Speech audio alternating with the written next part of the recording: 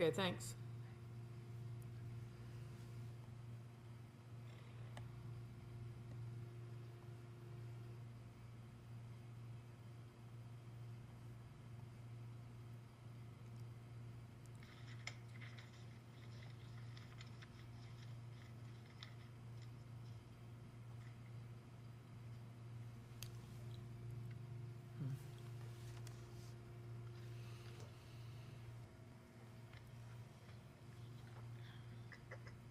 Todd, if she doesn't get in on time, could you start the call to order when I ask for it? The live stream is working.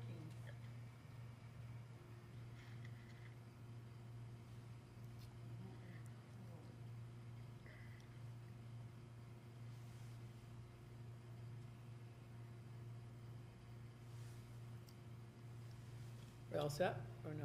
Yeah, is it live streaming? It should be. Anybody know if we're live streaming? Yes, we are. We are, okay. Okay.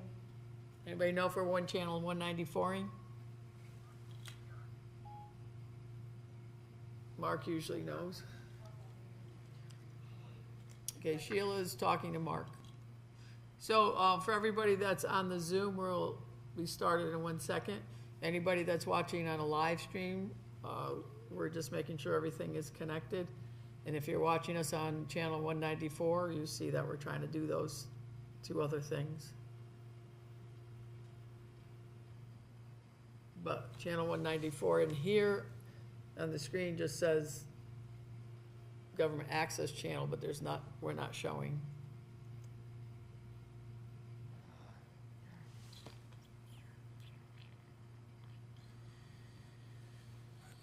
When I win lottery, we're gonna get like a big, huge news studio, video equipment.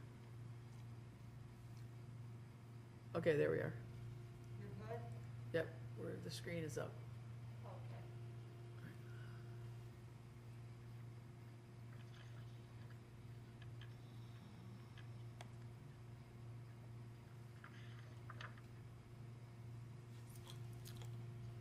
Okay.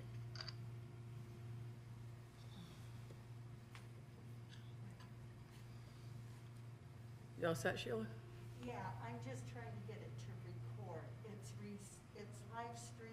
You're all set there. Yeah. But that won't affect you. No. I can record it through Zoom. Would you? All right.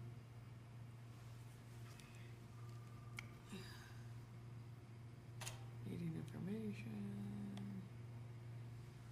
Record on the computer.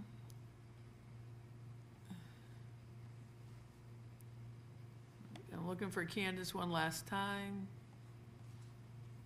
I don't see her. Let me try this.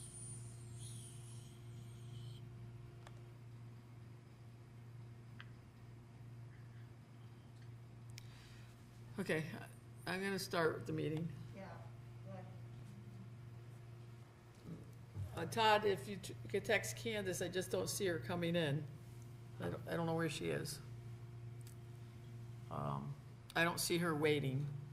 But anyway, so good evening, everybody, and welcome to the Board of Selectmen regular meeting and public hearing on the budget on Monday, April 5th, 2021. Our first task is a call to order of the Board of Selectmen members. Todd, would you please start? Todd Archulowski. Melissa Bird. Bob Geiger. Candy Perez. Sheila Sedlak. Jack Bork. Steven Sedlak. Linda Bravo. Okay, thank you. Just so everybody knows, I am trying to tend to all the Zoom participants, and I will be doing the PowerPoints, sharing the screen for all those tonight, and also answering the phone here. So I will probably go a little slower than normal, but just bear with us as we go with that. So our next item is a Pledge of Allegiance. Would you please join us for this?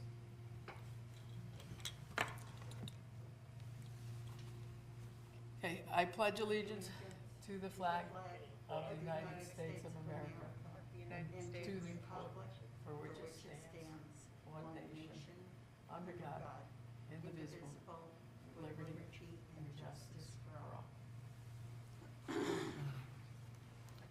just so everyone knows, we are Zooming it for a couple reasons. Town Hall is still closed.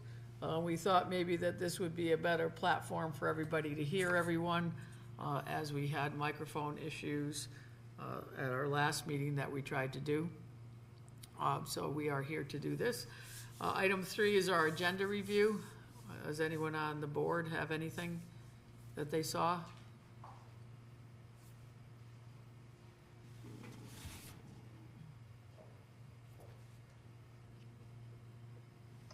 Okay, hearing none, I'll go to the approval of the minutes. It's the minutes of our regular meeting from March. May I have a motion to approve? Thank you, Todd. Is there a second? Thank you, Melissa. Appreciate it. Anybody have any corrections or updates? Seeing none, all in favor? Aye. Aye. Right, Candace, I don't know why you're not in the meeting, but I figured I would do it this way. Okay? That's fine. All right. Do you know why you can't, do you see the Zoom meeting, or is there some other thing going on? I can't get the link to work properly. I must have something wrong with it. All right. I need to cut and paste it. Could someone text me the link again? Yeah, Todd, could you send Candace the link again? Text it to her, I guess. Okay, Todd will do that. Thank you. Yep. Okay, so next up is going to be it's a Waterworks presentation. And there's not any action that the Board of Selectmen will take on this tonight, but on April 19th, we will be asked to approve the Waterworks proposed projects that they have. So ahead of time, we wanted to bring them in, and so that they could introduce the Waterworks project to us. And I know that we have Bill Hester here, I believe is going to be the lead person on this. And I think I also saw Jimmy Rollins in here. Bruce Stratford may jump in. So I'm going to share the screen that we have here for that. And once I have that up, then I will start the slideshow. And Bill, you just tell me when you want me to move it along. Okay? Okay, Bill, Hester, it's all yours.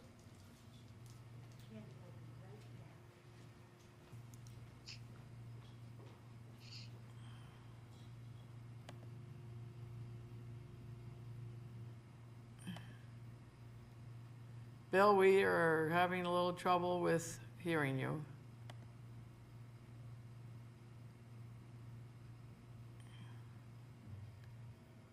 No, Bill. You look good, Bill, but we just can't hear you. And it's, where'd he go?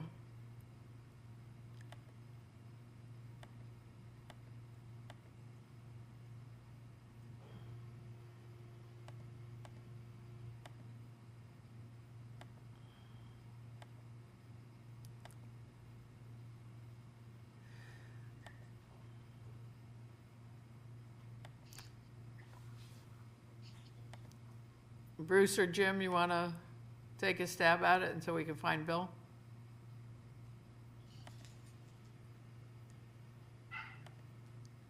Anybody? Yeah, this is Jim. Can you hear me? Yes. Okay, great. So until Bill finds his way to the unmute button, I will just start off and give just a quick presentation of what we're proposing. I guess the next step would just kind of go to the next slide if you would, Candy.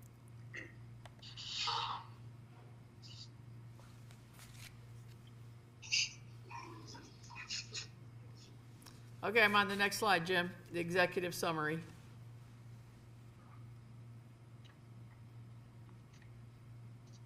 Okay, it's not showing up as the next slide on my side here. But what slide do you want? Yeah, the executive summary. That's what I'm on. Not come up on my screen either, can we? My screen still shows the Waterworks borrowing referendum questions. Hey, Candy, I just got a text from Bill.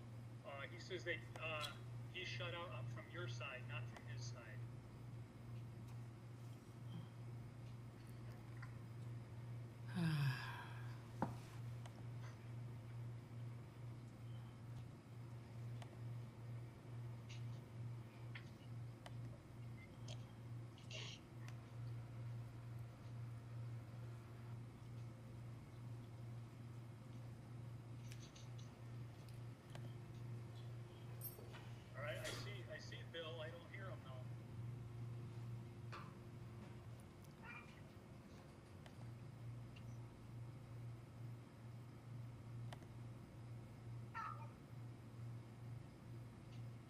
Do you see the slides now?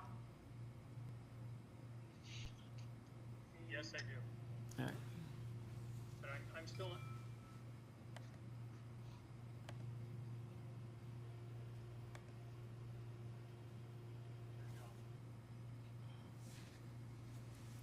okay, that's better. I just won't go to the slideshow.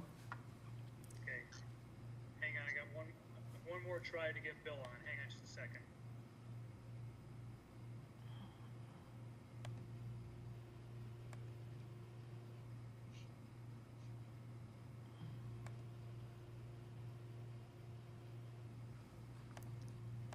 All of you sort of went bye-bye. All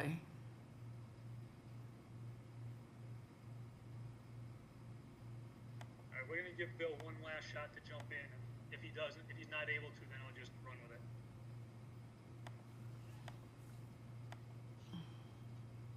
Okay. Bill, we can't hear you. It's your computer audio.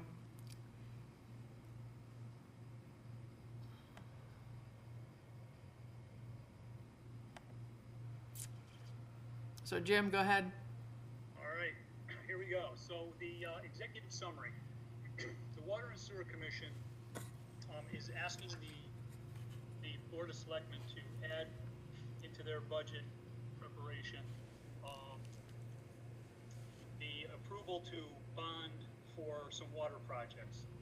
We have 3 projects that are proposed.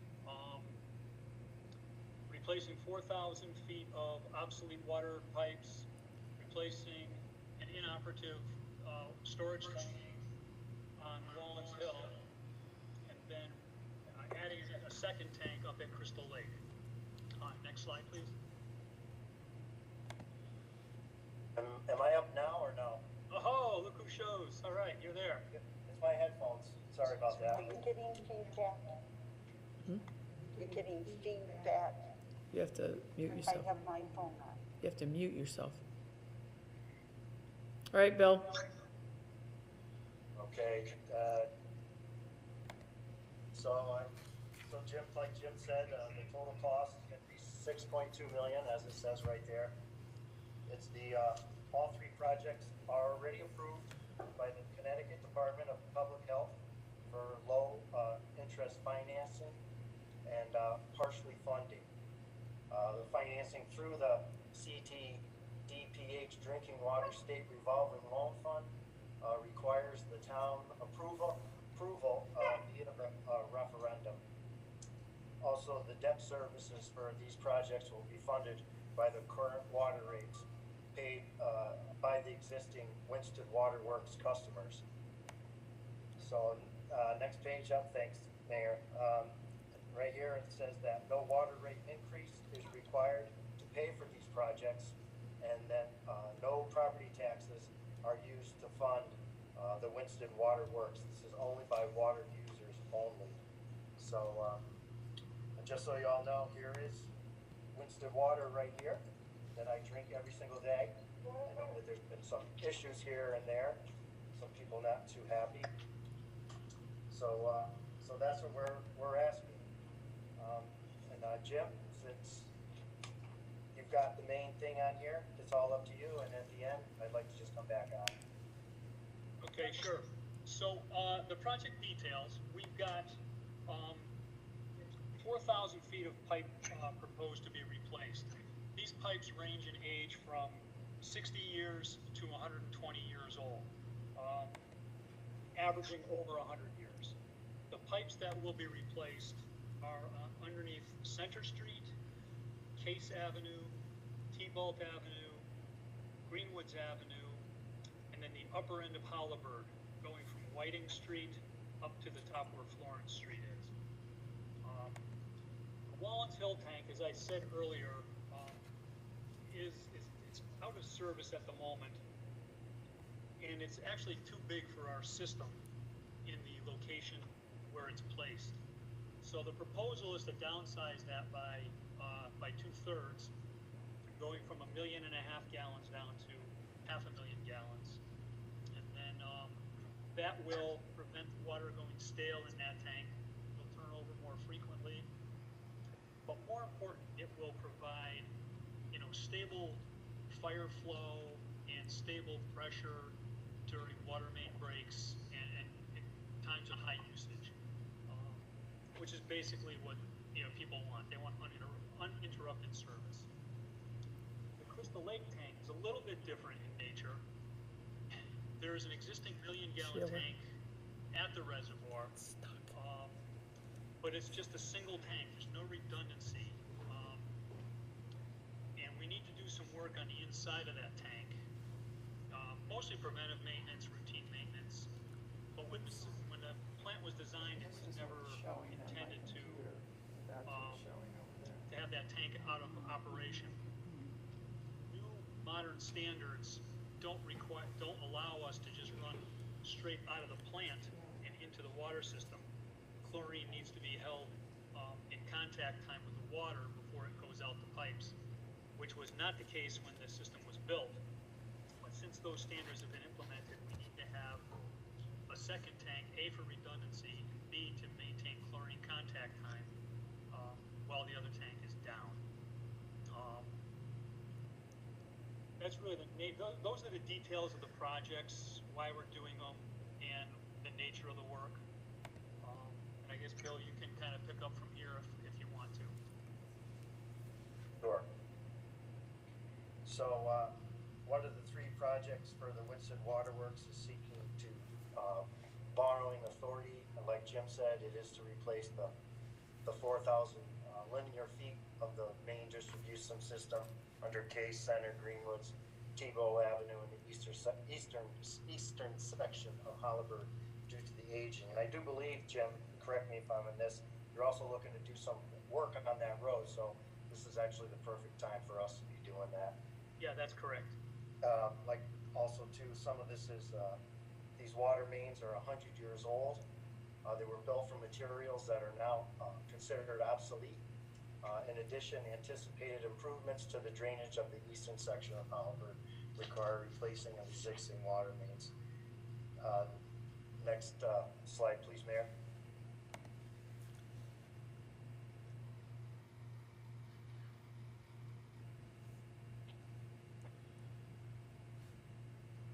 You guys can still hear me, right?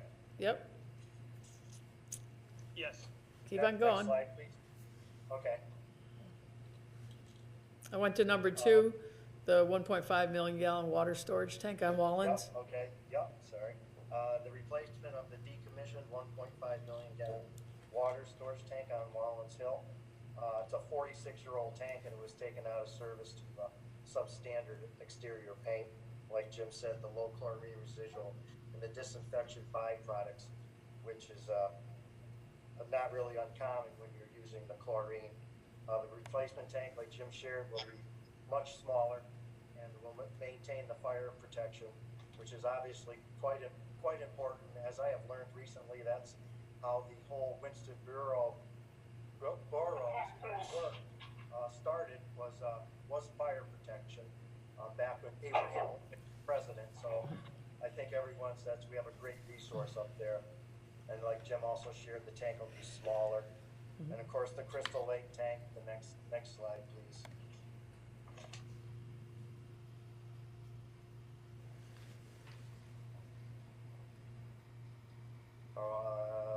The 500,000 gallon tank at Crystal Lake, treatment on Route 263, which is actually right up the street from where I am right now. It's 25 years old, and it has a 1 million gallon storage tank, and it requires some rehabilitation. Like Jim shared, there's actually been some freezing inside that tank, which has also created some issues. Because of the non-redundancy at the treatment plant. Oh, she went in the other. Thank you. We actually have to have scuba divers go inside that tank to inspect it. So, and that can be costly at times. Next slide, please. And the projects, how will these projects preserve and improve the water quality? The new mains will require less flushing and less wasted water, which obviously we all know is very important. And that will help maintain the water quality.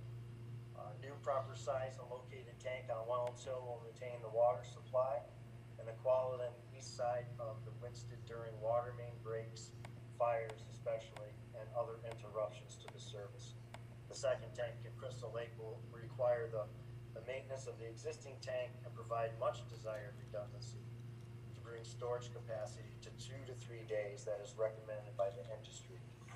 So if we lose that water tank up at Crystal Lake, we're all going to kind of be in a little bit of trouble. So let's hope that doesn't happen. That's why we're asking for the funding to get the redundancy. Being in the wastewater field as an operator, redundancy is absolutely key to operating everything. And I believe we're on to the next slide, which will be the financing. And Bruce, I think it's your turn. You're up, my friend. Oh, can you hear me all right? Yep. Yes, I can. Okay, so it's important to understand how the Winstead Waterworks operations are financed. One thing to remember is that no property taxes are used to fund the Winstead Waterworks. All of the revenue comes from the water rents that are billed to customers quarterly based on usages and meter size. And this goes to fund a budget that the commission approves on an annual basis. The town finance department collects the water rents and pays the authorized expenses from these rents. So these operations are audited every year by the town's auditors, and you can find the performance, the financial performance of the Winstead Waterworks in each year's comprehensive annual financial report for the year ended June 30th, 2020. You can just go to pages 25 to 27. Next slide, please, Candy. Yep. Thank you. So why does the Winstead Waterworks need to borrow money? So when there are large projects that require more than what the annual revenues can provide for funding, then the Winstead Waterworks goes to various sources to find long-term financing. This was done when the water filtration plant was built 20 years ago. And recently the Winstead Waterworks finished paying off the debt that was used to fund that project. So right now there is no outstanding debt to Winstead Waterworks. And these three projects, which total over $6 million, have been accepted by the Connecticut Drinking Water Revolving Loan Fund for financing. And they've already been approved. And so we are coming to, or the commission is coming to the selectmen to let them know that in order to provide or obtain these funds from the BWSRF, the town needs to have the taxpayers authorize that borrowing. Next slide, please. So the source of the borrowed funds is coming from the state of Connecticut from appropriated monies to its drinking water state revolving fund. And this fund provides low-interest loans to water systems to preserve drinking water resources. These three projects are pre-qualified from that fund for 25-year loans at a 2% interest rate. When the payments of that debt will occur over the next 25 years, principal and interest being paid annually to retire the debt from the revenues that the water fund currently collects from its customers. Next slide. So these loans will be repaid from those payments, but also these loans qualify for a forgiveness feature upon completion of the project. We have been assured that will qualify for 25% forgiveness, and under certain conditions, a 50% forgiveness of the loan borrowing may apply. Whatever isn't forgiven will be paid for out of the water rents collected from system customers as part of the annual Winstead Waterworks operating budget. So, as I indicated earlier, the the water rates in place on January 1, 2021 are adequate to fund the debt service for $6.2 million of these loans to pay for these three projects. So consequently, no water rate increase is required for these projects. Next slide. Finally, as I indicated, the only way that we can qualify for these loans is have the town approve, have the town's residents approve these borrowings via a referendum, much like what was has been done in the past in order to authorize the town to borrow funds. And because these loans will require the full faith and credit of the town to secure repayment.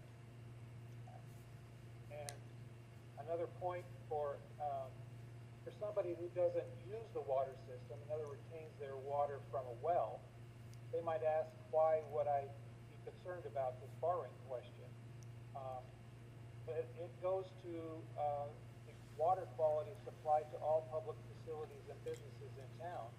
And these projects will go to preserve that water quality and help developers look favorably upon the town in terms of its water and sewer resources when they go to make investment decisions in town. So again, in a couple of weeks, the Water and Sewer Commission will present a resolution asking for the Board of Selectmen to schedule a referendum vote on this borrowing and schedule a town hearing for all interested residents to come and learn about this project and the impact of these borrowings on their water rates and on the other resources of the town, financial resources of the town, which I've indicated no taxpayer, no property taxes are used to support the project for Winstead Waterwork operations, and current level water rates are adequate to provide the debt service for these borrowings. So I think that pretty much covers the financing side of the project, but we're happy to answer any questions you may have at this time. So, Bruce, just quickly, it's just like the town of Winchester is a co-signer in a way for the loan. Essentially, yes. So, because the Board of Selectmen, we really don't have, the Waterworks Commission takes care of all the water rates, water work, water everything, sewer work, sewer everything. And we're just, in this case, because we're not part of it, we don't oversee any of it, we're just the co-signers. Yes, the town actually makes the payments, but receives reimbursement for the payments from the water fund or the sewer fund if they have borrowings that uses the town's credit. All right, so I'll open it up to anybody on the board. One of the reasons we wanted to have this presented tonight before they ask us to approve it on the 19th is if anybody needed any more information or had any questions. We had the slideshow, but Bruce and John Massicati and Jimmy, myself, and Pam Columby and Kate have been working really hard. So our website, the web page has all of this information on it. I'm going to share that screen in a second. A little tidbit, I just learned that in order to show each slide on our 194 that I would have to go back and forth. So I'm just going to show it so the people that are watching can see where it is and what is on the water and sewer page, because it's been greatly updated. So there's what we just saw now in terms of the screenshots, but we also over on the left-hand side have each of the engineering drawings, etc., on that page. And it also is all the FAQs that anybody might want to think about for the waterworks borrowing. And then it also has the members of the water and sewer, well, the Waterworks Board in this case. And there was a press release sent out today as well on this. So, so anybody from the board have any questions on this that they would like either answered now or would like them to come back with on the 19th?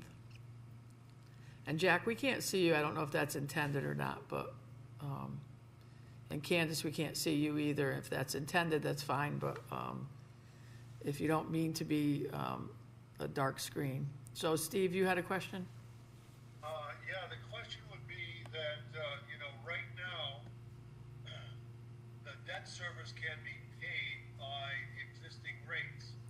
What if over the next 25 years, the rates are not adequate to support the debt service? I would think that would only occur if other costs in the water works budget are increasing and the rates don't otherwise change in order to accommodate those increases. But right now, as I indicated a couple years ago, the Waterworks finished paying off the final debt for the filtration plant, and those dollars, which run about $260,000 a year, are built into that debt service is still part of the budget, and right now it's being used for major repairs when they occur, like the repair that occurred on South Main Street a year or so ago. The Waterworks was able to pay for that directly without having to go anywhere to borrow funds. So it's in the budget, and it will be allocated towards funding these borrowings from the revolving loan fund when they occur. Thank you. Anyone else with any questions for Bill, for Bruce, for Jimmy? So Bruce, this is just like a rolling of the financing. So we finish with one, we roll and do the other projects, and we have to borrow the money because it's not something that could be done annually. You can't fix these three major projects with yearly money. If we don't finance it, it's like somebody that at home with a house and their roof. Sometimes you have to finance your roof because you can't do it all in 1 year. Right. If you were to save for any one of these projects, the least expensive would have been the water mains. You'd have to save 5 years to save up the money to do that work. In the meantime, costs are increasing. But the nice thing about the Drinking Water Revolving Loan Fund program is that there is a forgiveness feature. And there's a possibility that on some of these projects, we may only have to pay half the cost because of the 50% forgiveness feature. So it's a program that's designed to help municipal water systems maintain and improve water quality throughout the state. Linda, you had your hand up? Yeah, the forgiveness feature, the 50%, is that off the 6.2 million? Yes, it's possible. We're not guaranteed that forgiveness level. It depends on other projects that are maybe coming to fruition at the same time, and that's one of the urgencies, is to get these projects underway. But other projects in the state? Say again? Other projects in the state? Yes. Okay. Well, thank you. Yeah. Hey, Bill, could you talk a little bit about, like, you work on this every day and you're concerned about making sure the water comes through and everything. How will these three projects, or how would one of the projects help us with the underground pipes that we sometimes suspect might be the ones carrying the water? Because that's not so clear, because we know that it's clear at the source. So how will this help us? Because you're in the ground every day. I am in the ground every day, and I was actually a little late coming home. Bruce tried to call, but this is going to help with the flushing. What the state's requiring, and we've actually just purchased some automatic flushers. So that means the guys don't have to go out and and manually open the hydrants. They will automatically do them themselves. And you really want to keep this water moving. If anybody's driven by a pond and they see the green algae on the top, well, that's stagnant water, and that's not what we want, especially in our drinking water. So getting the main lines done, getting new lines in there that are 75, 80 years old, you know, there's some it's like a time bomb, so to speak. Not literally though, please. You just never know. We were pretty lucky this year. There wasn't too many water main breaks, but some years it's just horrible, and it's not just us that has this problem. It's definitely other towns that have the same issues with old pipes, infrastructure. So it'll certainly help a lot. We really have a valuable resource up on the hill, actually behind me, like I shared that it's important that we keep up. You know, Steve's worried about, you know, over time. If you think about over the last 25 years, how many cars have you bought? You know, so everything wears out, and everything you have to either fix it or replace it. You have to be cost effective. So this is going to help tremendously on the distribution side, getting this water moving through the system. Jack? Yeah, Jim or Bill, assuming that everything is approved here and the bonding is done, when's your estimated time to begin the work, and how long will it take for completion from especially the downtown, Case Avenue, Center Street, Greenwoods, T-Bolt Avenue? What's your time frame for start and finish? Jim, you're going to help me on that one a little bit. You got a little bit more. I think it's. So the scheduling on this, the water mains behind Town Hall, we would anticipate. So we don't know exactly, but the plan, the anticipation is that this fall, so the fall of 2021, we would start either behind Town Hall or on Hollywood Avenue, depending on how the contract lets out. The water tanks will be after that. So you're doing it in phases. You probably don't want both water tanks going at the same time, or at least not completely at the same time. Right. So the plan is to begin the process of construction and get some of it in the ground and operational this fall. Next spring, finish up the water mains, and by then the water tank project should be underway. Yes, it's going to be done in phases, so it's not like everything's going to be going down at one time. Just to give you a little quick information here, there is 40.5 miles of water mains in Winchester. There's 3 pumping stations, 190 hydrants, 952 gate valves, and 12 auto flushers. And then on my side, which is the sewer side, there's 35 miles of sewer line. There's 9 pumping stations, and because of the Highland Lake project, there's 326 pumps that Marty and the crew do an absolute fabulous job of rebuilding those. So it's always an ongoing process in the water and the wastewater field, always ongoing.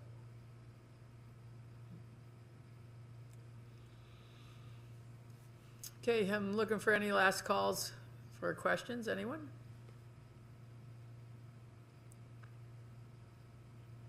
I don't see any. So if we do have a question in between from the board, we could, make sure we check in with Bruce on it over the course of the next couple weeks. And so that way Bruce can get the answers from the Water Commission for us. Yes, and I would also like to thank Kate also did some work on this presentation. Obviously Jim Rollins, Bruce, and Bart, and we can't forget Jeff. He's the main man up at the plant. Without these guys, this project wouldn't be off the ground, and the operators, and Marty and Alex and the whole crew here. They do a fabulous job keeping our water clean, going in and going out. Yes, they do. And all the documents for this project are all on the website, and everything is complete. People just have to go that, or if people don't have a website and they need to see the information, just call the Public Works office, and they will get it to you. There will be no problem getting you things. And Bruce, there's going to be something going out in the water bills, right, at the end of the month? He's muted. Yep. Yeah, next, there'll be a flyer, showing people where they can get more information. Great, excellent. Okay, so we will move on. Before I do, there's somebody in the waiting room, and they are called AXUJU0. Does anybody know who that is? I'd like to let them in, but I'm not sure who they are. I think it's Brian Sunday. Okay, so I will let him in, but he's going to have to name himself. As long as he's not one of those photo bombers. I don't know if I could stand any more excitement today, so here we go. I'm gonna let him in.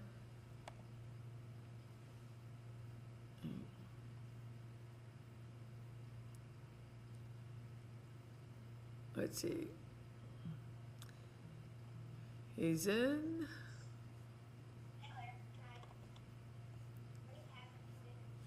I can't get down to him. Okay, so everybody's in, we're good? All right. Okay, so the next item on our agenda is the public hearing for the 2021-2022 budget presentation. And we are going to ask Bob Geiger, our town manager, to give us an overview of the budget. So I will be sharing the screen again, because I am the keeper of all these PowerPoints, and Bob will talk to them. Now, one of the things I just learned is I might have to stop the share in between each screen in order for it to go on the television part. So, Bob, you can start talking, and I'll do my thing back behind the scenes here. All right, I've got just a 5-slide summary here. I submitted the budget to the Board of Selectmen a couple of weeks ago. Since then, we've been able to receive a little more information, but let me just start with the first slide. I don't know if you've got that handy, but it Yep, just coming. is brief. I can talk to it. It's talking about the grand list growth.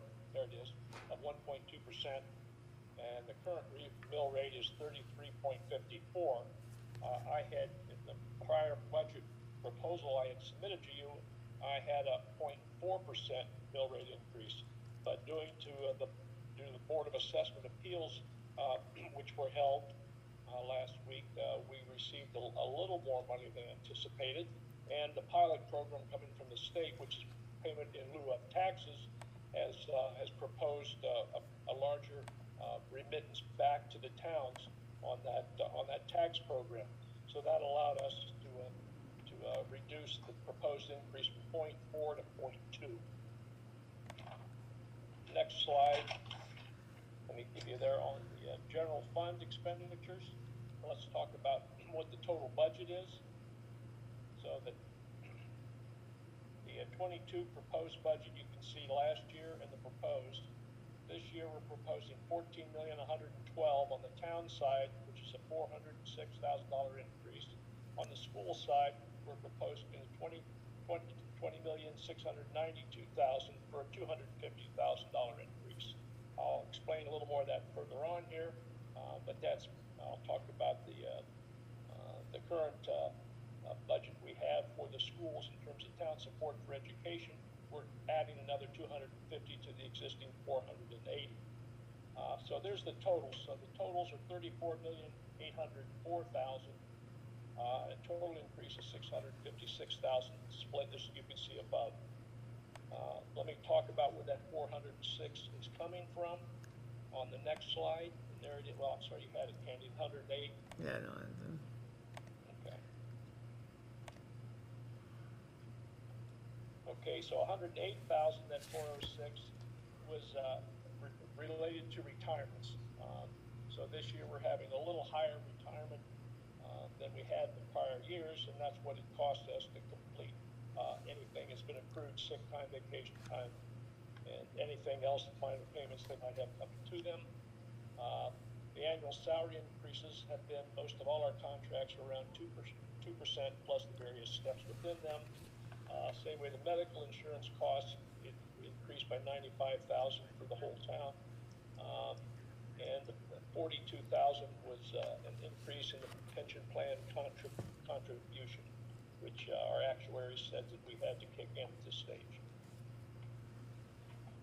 The next slide, go over to that, Candy, please. Yep, I just got to do this little thing here. Oh, you got to breathe in between, okay. Yep, I have to do some things in between so that everybody can see things. There we are. All right, this is our general fund. You can see across the top line there what we're showing. Just go to the far right column. Currently, there's a 20.1% Hi, Jim, this is Candy. I'm going to let you listen. Okay.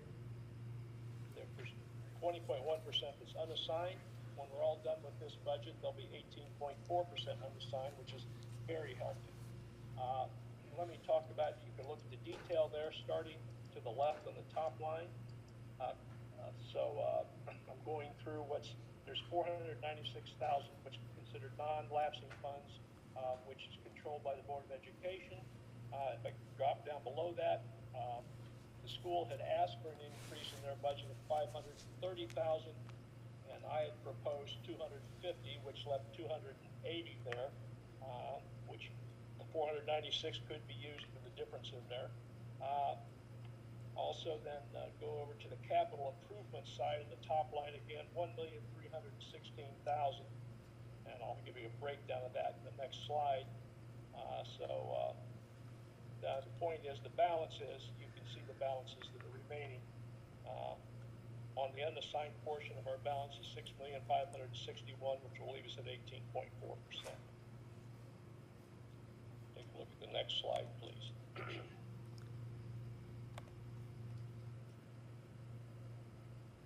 All right, you all.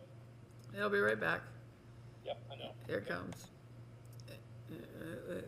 I lied. Do you see it? There you go. Yep.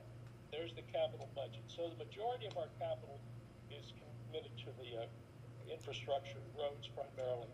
So there's $1 million of that, 1,861,000, $1,012,000 is going to roads and infrastructure repairs. 338,000 is going toward equipment. There's a lot of this equipment is financed over several years, so these are the payments that are extended out for the various pieces of equipment. Again, much of that is committed to the roads as well. So the road commitment is really more than $1 million. It includes most of this equipment. There's $174,000 in that capital plan for the Hinsdale School project, which was previously committed as we've been to the planning stages of the school.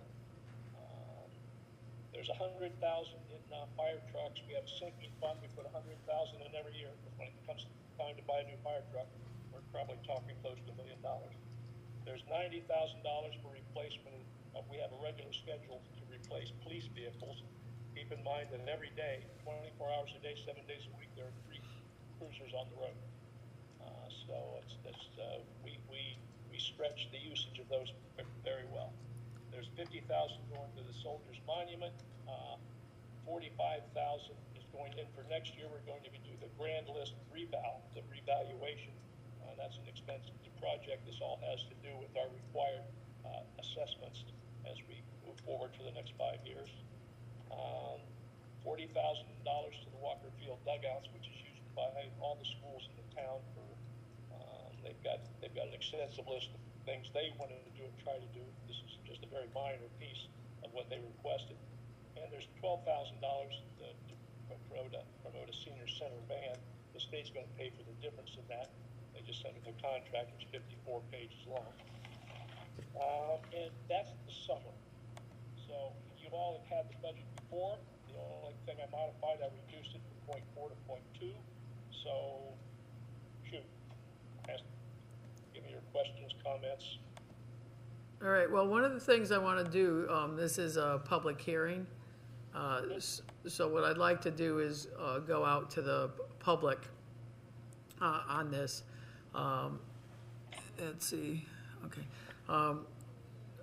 So as a public hearing, you have two ways to do this. One is you could call in on a phone number we have, 738-6958. You can also, if you're in the Zoom meeting,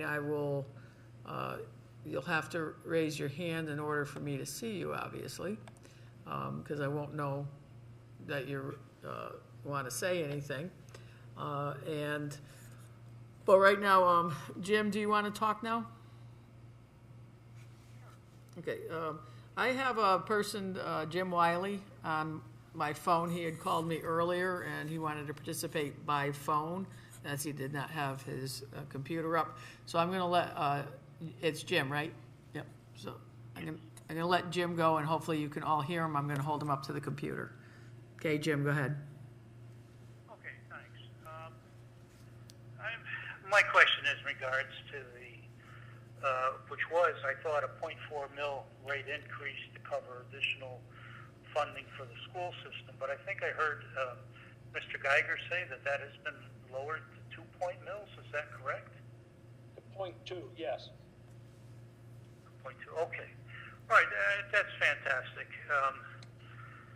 First off, I'd like to thank everyone, our town representatives, for giving me this opportunity to speak.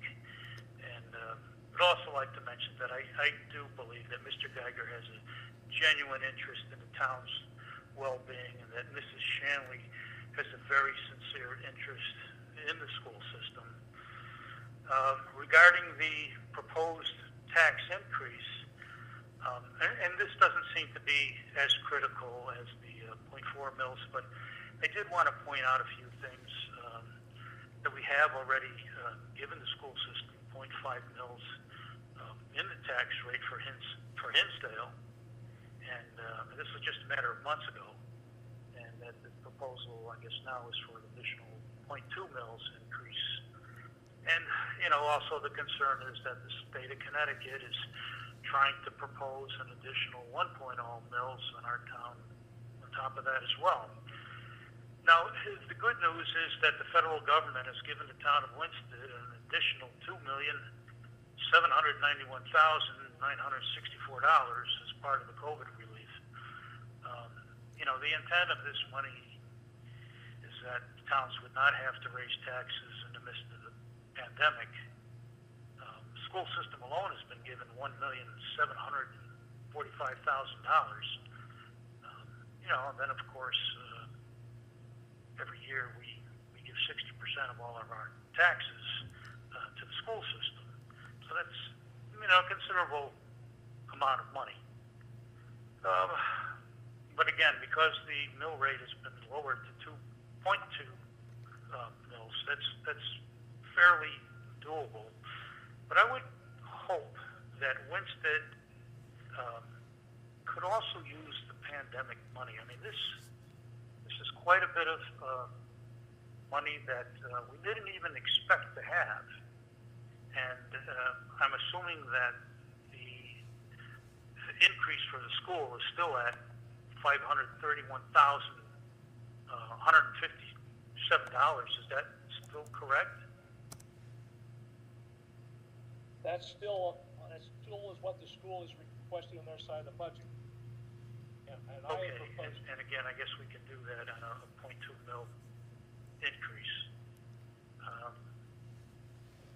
I had proposed a $250,000 addition to the $480 that we add to their MBR, which is what they consider their school budget. The town adds another $480 and now another $250. We've been adding the $480 last year. We're adding another additional $250 to that. But so if all in all, the 0.2, yes, doesn't encompass all of that. Okay. Because when I was thinking about this, the request was for the taxpayers to come up with an additional $500,000. So I guess we're down to roughly $250,000. On the school side, the total. No, he wants to know what's the 0.2 equal to, Bruce or Bob? A mill is approximately 750,000. So that's 1 mill. So 0.2 times that. So you're talking, a couple $100,000. Okay. What's the exact increase, Bruce? 0.2 times, I don't know, whatever an exact mill is based on this budget. $50,000. $150,000. Okay. So if I understand correctly, the school is still asking for the $531,000. Yes. And, okay, so, you know, when you first see this, you think, well, okay, that's a one-time deal, but the reality is that this will actually, you know, go on to many millions of dollars when you consider the fact that the taxpayers will have to come up with this additional money, not only this year, but every year thereafter. It's somewhat like a credit card that you can never pay off, which is a little bit of a concern. Well, I can understand your comment there, but it's a continuing cost for education, which the town benefits from significantly. Our student population kind of requires this kind of expense, which is not unusual for most towns. I think the school's done all they can to try to maintain as low a cost as they can, and I certainly, you know, have recommended less than they requested this year. But you're right, it continues year by year. The minimum budget requirement has actually a current law that says that in our school system we have to give them that minimum, but we have chosen to increase that off that line as a separate line item for town supportive education. We don't intend to decrease that as we've added to it again this year.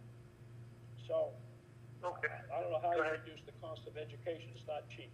Ignorance is very expensive, so combat that we have to Right.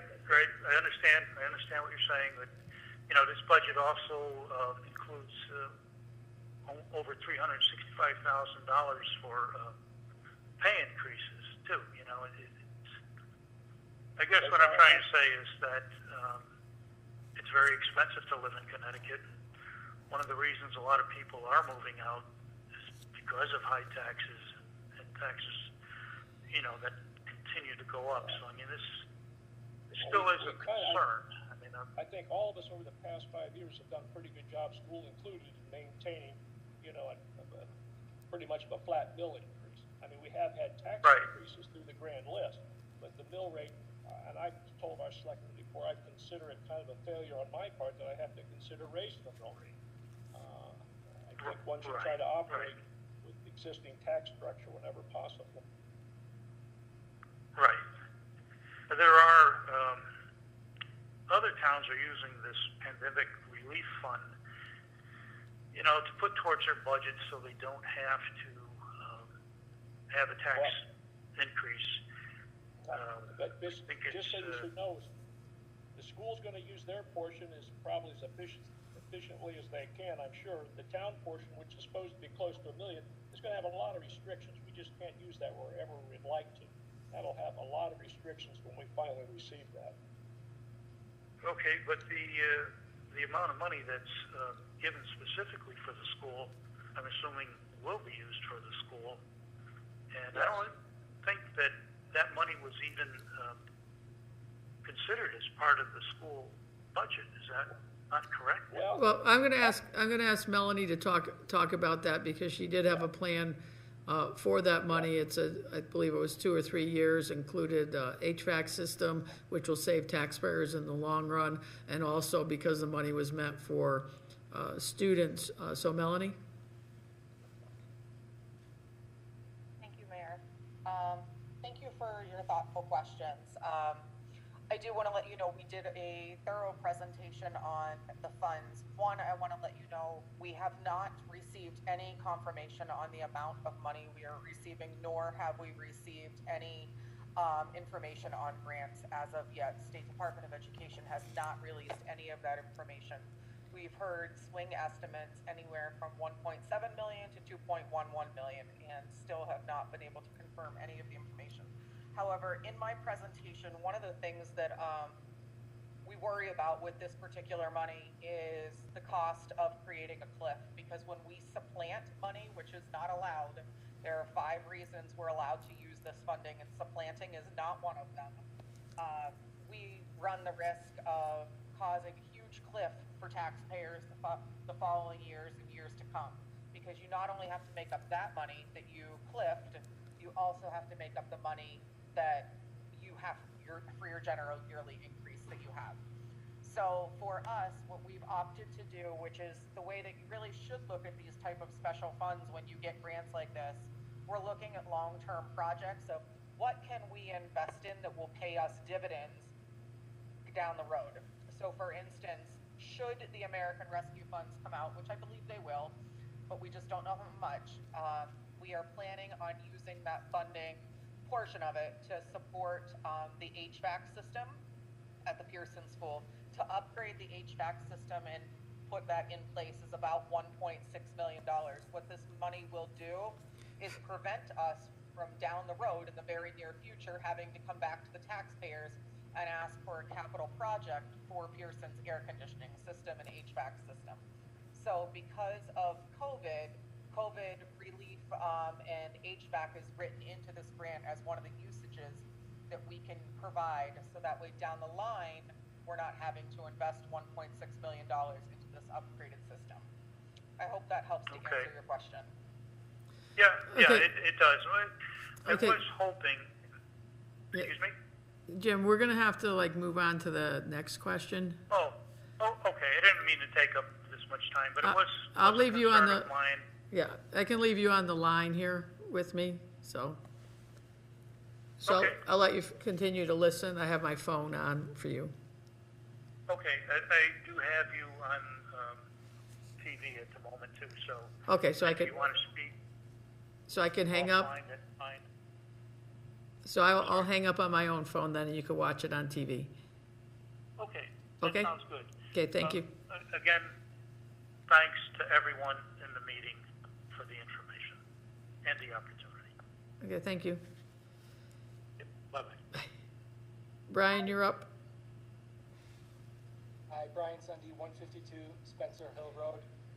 Just here tonight to say the same thing that I said last week, in full support of what the superintendent has presented for the education budget so far. Just a couple quick questions for Bob, if possible. I got on late and I was trying to follow your presentation, and I apologize for not seeing anything done previously. But just a couple quick questions. If I saw it correctly, $106,000 for retirement payouts, is that correct? 108,000, yes. And how many employees is that? That's probably going to be, it's going to be 5 employees. Okay. And I guess I just saw a variety of proposed purchases for equipment. Did I read that correctly? Yes, you did.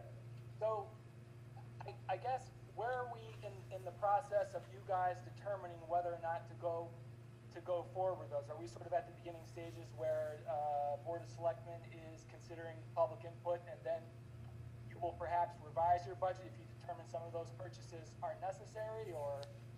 Well, yes, I will. I submit the budget. The selectmen can come back to me and ask me to increase it or decrease it. But I mean, obviously, we worked pretty hard to get this list down as low as we have it right at the moment. But yes, it's up to the selectmen to come back to me. This is not a given yet. Until actually, when the selectmen are done, the public gets to vote on this, and they have a right to request a reduction. And Bob, what did we buy for equipment last year? Did we make municipal equipment purchases last year? Yes, we did. So last year, we probably bought 1 police car. We bought 2 pieces over at Public Works. We've been working on a 5-year plan to replace a lot of equipment which has not been replaced over the years. I don't have the whole list in front of me, but we purchase some equipment every year. And what were the last year's purchases? Was it like Okay. a drain sucker, or what? Okay, so Bruce Stratford has pulled it up, so Bruce?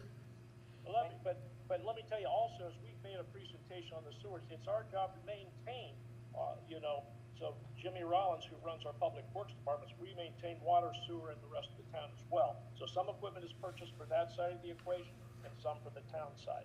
I don't know if you've got last year's equipment list in front of you or not, Bruce. Last year, for fiscal 21, a new plow truck was authorized as for a $200,000 cost over 4 years, or $50,000 a year. A paving box, a used paving box for $30,000, which was purchased last fall. And then 2 F-550 trucks with plows, replace some very old trucks, and that totaled $100,000. And I think those either have recently been delivered or are soon to be delivered. So those are the 4 equipment that were in last year's budget, along with continued funding for prior years' equipment purchases, which require funding over a number of years. And I guess just my final question is, where are we on the Soldiers Monument windows project? I feel like I was asking this question last year. Maybe there was, at this very point, maybe there was 40,000 in the budget. I don't remember what the number was for windows last time around. Jack, shall we let the expert respond to that? Jack, you want to let him know where we stand on the windows?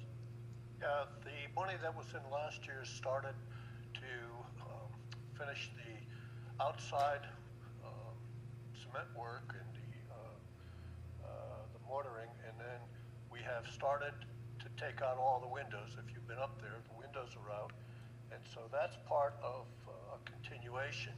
And now we're putting the windows in, and we've got costs for the windows that are going to be about $100,000. So all of this money is being incorporated into the replacement over a period of time. But as we can't spend $50,000 one year and $50,000 another, because the way the project is working, sometimes it goes into 2 fiscal years.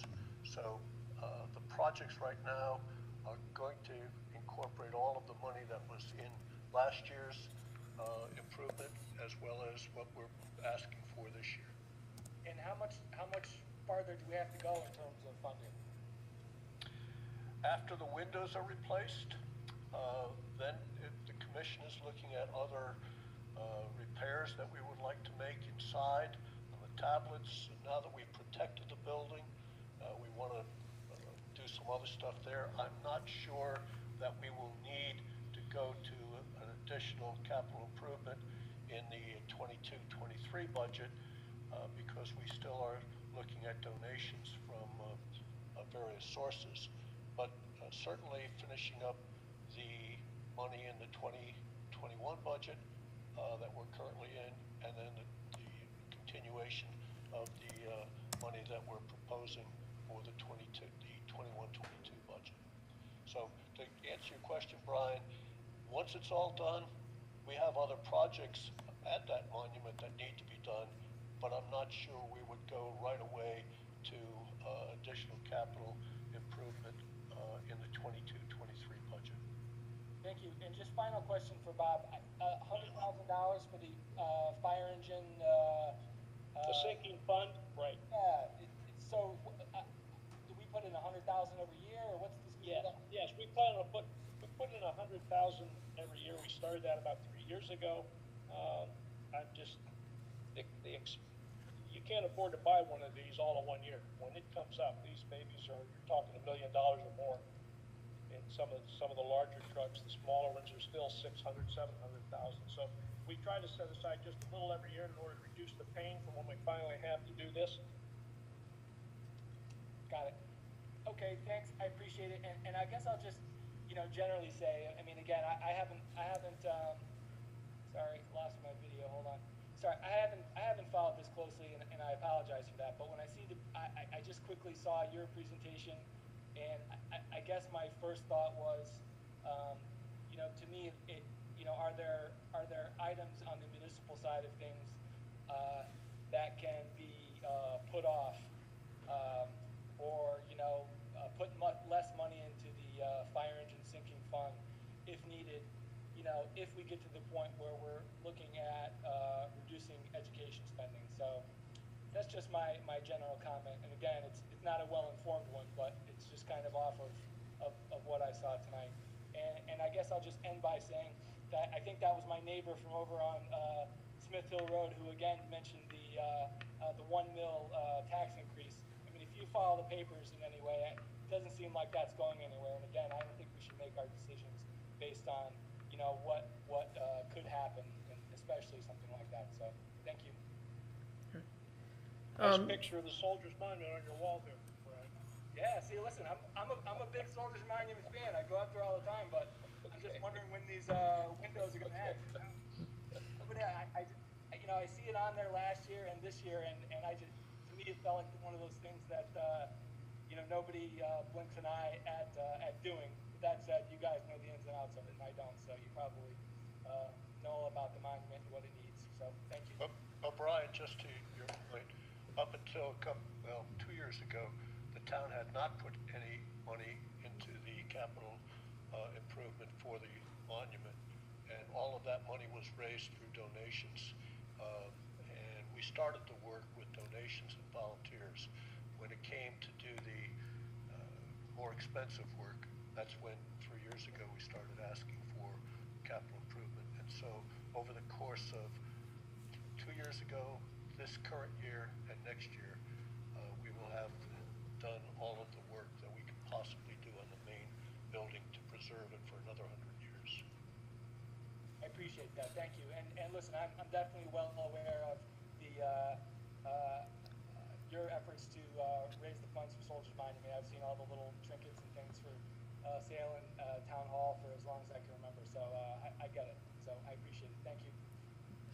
Okay, so we're gonna, before I call on Melanie and then Doug, who have chat box that they want to speak, I just will make sure the public knows if they are watching on channel 194 and wants to call in, it's 860-738-6958, and that's a phone sitting right next to me that you can call in on, and I would answer you.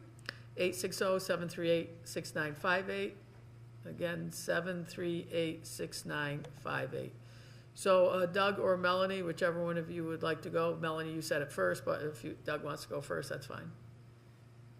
You both work together all the time, so you all can decide.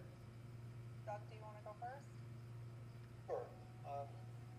I pretty much said my piece at the last meeting, but I did want to reiterate one thing. Bob mentioned that we have $480,000 going into town support for education, and we're very appreciative of that. He is suggesting to the selectmen that they add to that, if I'm correct, $250,000, which would bring it to a total of $730,000. That $730,000 represents the sum total of the increase in the education budget since 2011, which is something like a 4% increase over 10 years. I don't really see that as a town supporting education. I think that is not even minimal to support a good educational program.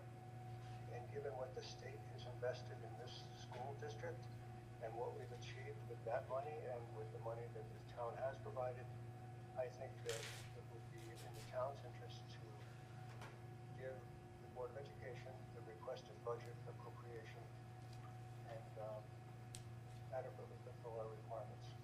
So, thank you. Melanie, it's all yours. Andy, are you okay with that? Okay.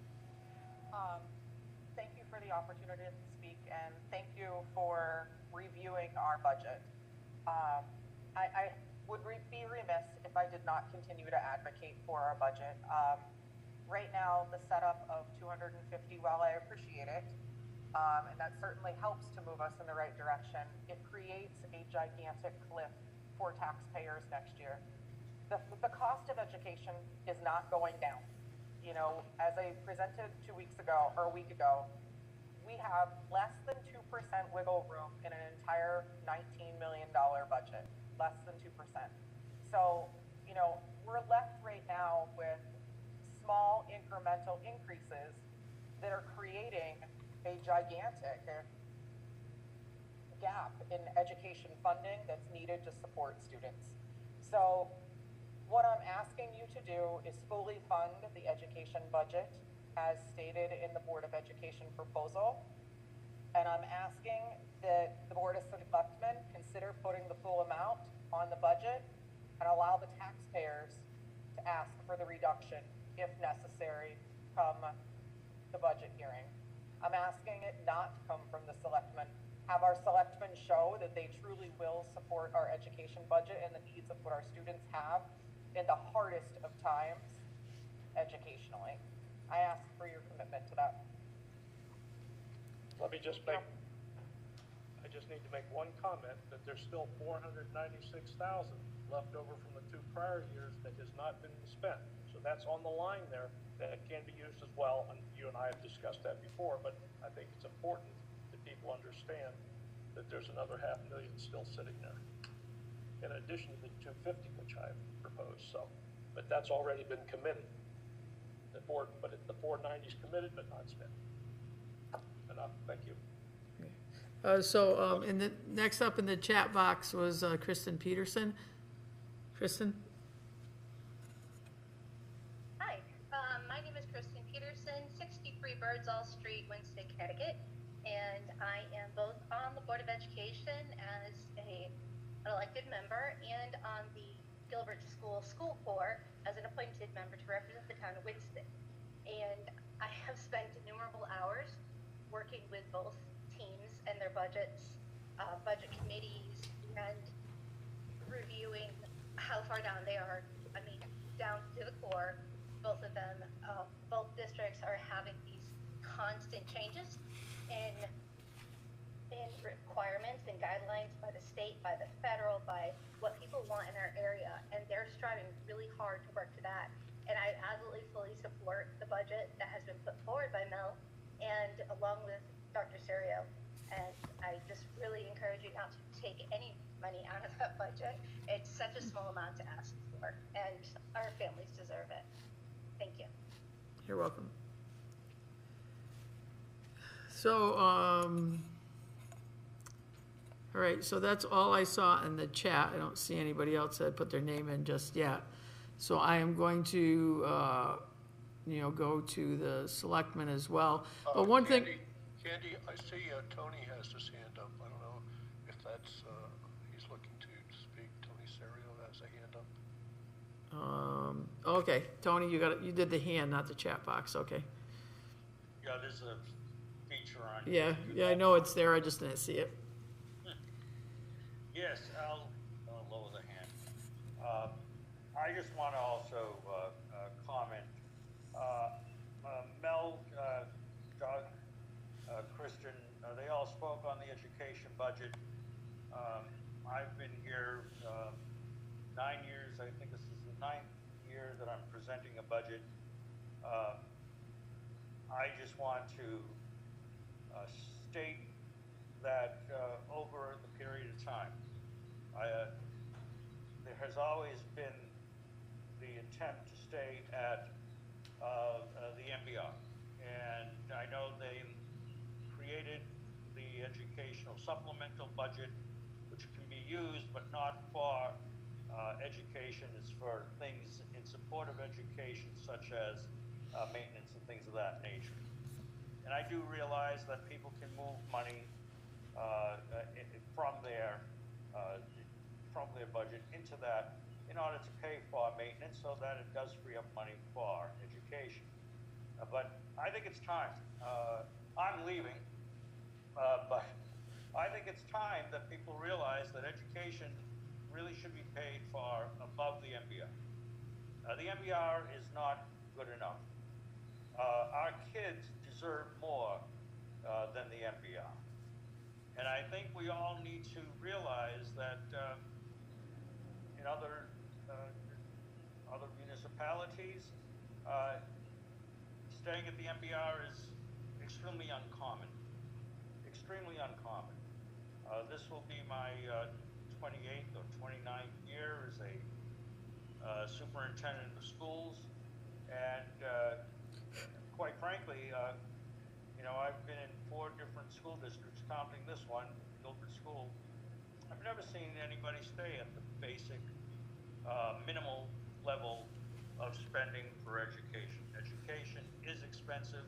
Our kids deserve it. The teachers deserve it. They deserve the materials that we can provide for them. And I would hope that this would be the start of doing something that really recognizes how expensive education truly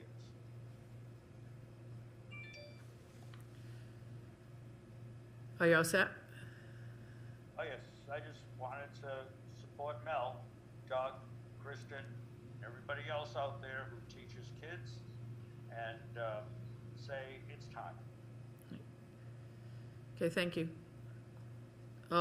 Just a couple things about process here is, obviously we have this public hearing, taking input.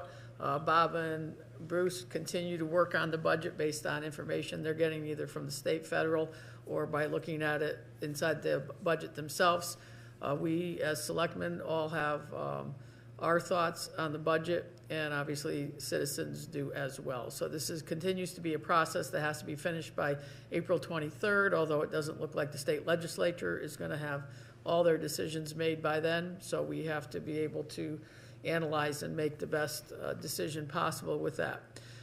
So one of the things I'm going to want to do as a board before the rest of this board starts maybe asking any questions of Bob or anything is that I would like us to meet next Monday. I believe it's I want to say maybe the 12th, so that we could have some more budget discussions. I don't want to have us wait until the 19th to discuss the budget more, because I think we all need to have some discussions on it and where we can go with it and what can be moved in or out, what the impacts are, what it means to be. Some people have asked us to be at a 0 mil increase. What does that mean? What does it mean to fully fund the education because we only did halfway of your request? What does it mean if we don't have stuff in Public Works or we have more stuff in Public Works? So I think there's some questions that, unlike the past years, that we have to ask. I'm really concerned about future years. I think we could figure out this year. I don't think this year is as hard as next year, the year after, and the year after. That is going to be based on projections, based on where we are now. We've been as efficient as we possibly can. I mean, Melanie has been as efficient as she possibly can with the school. She has done a great job. So she's been working with some grants. She's been working with increases at other levels. So she, clearly has been extremely efficient. The town has been catching up on equipment. I know there was a story this winter of somebody in a cab and the exhaust fumes, and so we know we need to have good equipment. We know the fire department's been waiting patiently. So we are at we're at a critical point. We saw waterworks before this in terms of trying to catch up with our infrastructure, and they have a good plan to go forward on their side of things. So our future budgets, do we create holes this year? Do we make cliffs in the future? What will we have to do going out is one of the things that I would, really for the schools as well as for the town manager, is what decisions are we making today that will impact us a year or two from now if none of us are sitting here? I mean, it would be easy for, Bob and Tony are both retiring. They could, propose, lots of things, and then a year or two from now, somebody else comes in and we see a hole. And you have to fill in that hole before you can move forward. Going forward, are you putting in positions that will require additional raises and maintenances in the future? So I think we need to make sure we know all of that. So next Monday, I'd like us to have a little bit longer meeting dedicated strictly to the budget. So for now, I'll ask any of the board members if there's any questions they have or anything that they would like to ask or say at this time.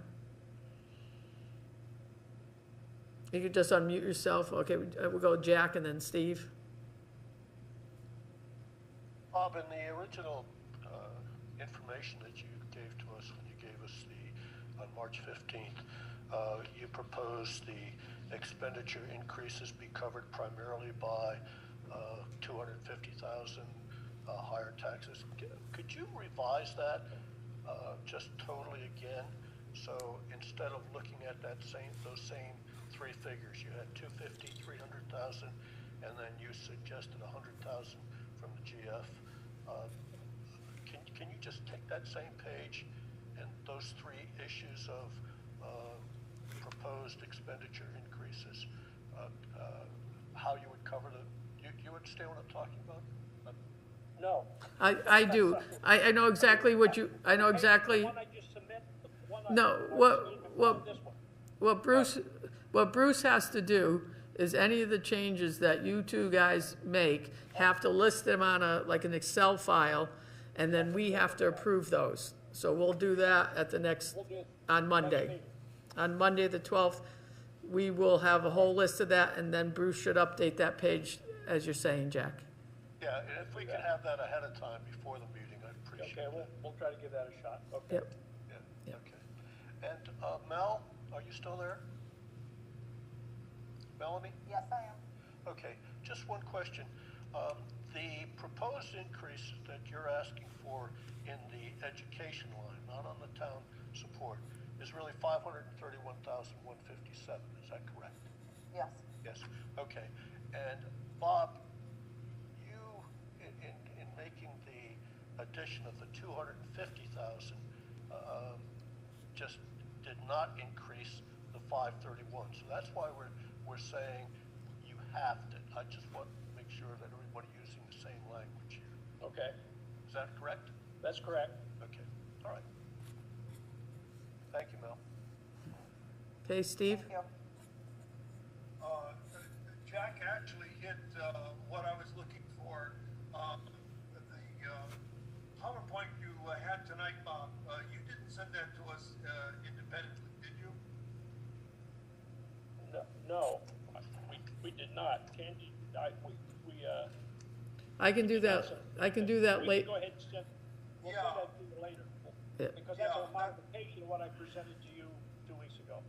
Yeah, exactly, and that's by point what I'm looking forward to, and what Jack wants and what you're talking about too, Candy, a comparison. How did we get from the 0.4 mil to the 0.2 mil? I just like it to was see primarily 150,000. Yeah, but how did we get there? He's asked. It was basically through the pilot program increase in revenue and the Board of Assessment Appeals increase. We didn't take as big a hit as we thought we were going to. So that added up to about 150,000. So Bruce, you can document. Bruce can document that. We'll put that all together for you for the next meeting, but primarily from those two line items. Yeah, that's what I would be looking for. Thanks. Okay. Yep. Bob, can you please explain your comment regarding the $296,000 that's available in the education that hasn't been spent? No, there's 496,000. I meant 496,000. Yes. Well, because each year, if the school for some reason doesn't use everything that they were allocated by the town budget, they're allowed to save that for a future year. Last 2 years. So that's the last 2 years they've been able to save up 496,000 in that account, which they could use for basically whatever they want. Thank you. Any other questions? All right, so I guess, Bob, what I would like you and Bruce to do is next Monday is come prepared with, I guess I want to look at a couple things. Is one, what would it mean to go to, to drop from a 0.2 to no mill increase? What would your recommendations for that be? And then the second thing is, if we wanted to put more money towards education, where would we balance that from?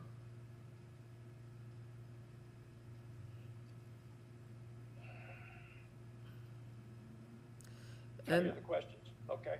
Okay, and then in the departments and stuff, I'd been through those, so I might ask some questions about that for next Monday.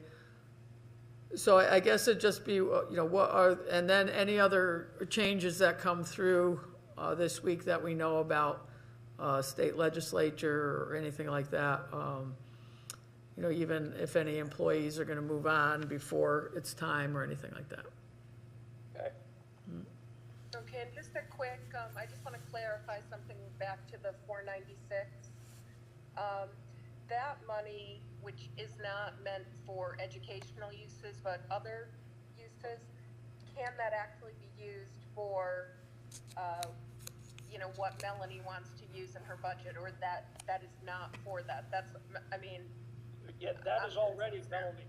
That's already Melanie's money that's held in account. If she wants to, she can use it for that. The money didn't come from the town.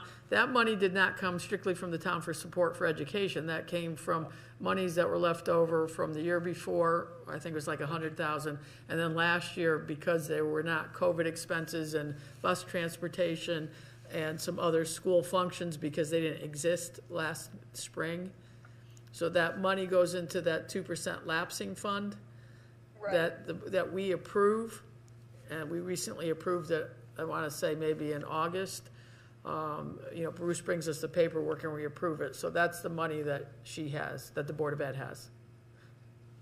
Okay. So it's not from the town support for education line. It's from all of her lines that we allow. Yep. That money is really, I mean, every year we have 2% or whatever we're allowed, you know, to carry over from whatever we have left over with your approval.